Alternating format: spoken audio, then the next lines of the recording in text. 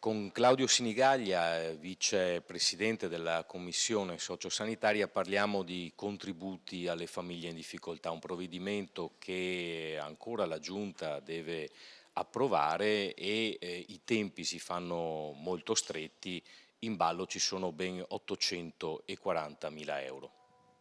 Sì, stupisce intanto che questo provvedimento venga presentato dalla Giunta a metà novembre, quando è da marzo che per aiutare le famiglie in crisi avevamo stanziato questi 840 mila euro, assieme ad altri stanziamenti sia per lavori socialmente utili sia per i comuni, sempre per le stesse finalità, ovvero pagare le bollette, luce, acqua, gas, le utenze, oppure le spese mediche a quelle famiglie che sono veramente in difficoltà, che soffrono la crisi. Quindi arrivare con mesi di ritardo è veramente inconcepibile. E poi inconcepibile che in commissioni la maggioranza praticamente non ci sia.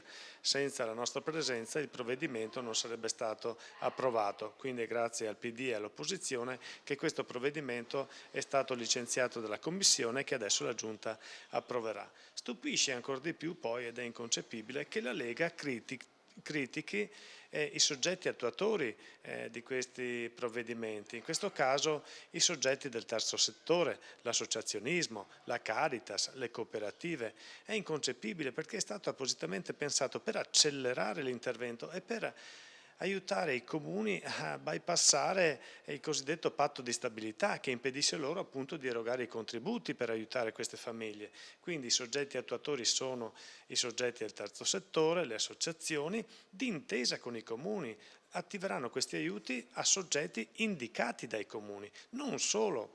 Ma è incredibile criticare le associazioni quando il terzo settore non solo eroga i contributi che la Regione dà, ma anche attiva finanziamenti in proprio, cofinanzia, autofinanzia e cofinanzia questi provvedimenti e aggiunge assistenza dal punto di vista educativo, oppure aggiunge provvedimento di tipo alimentare con il banco alimentare, oppure dal punto di vista del vestiario.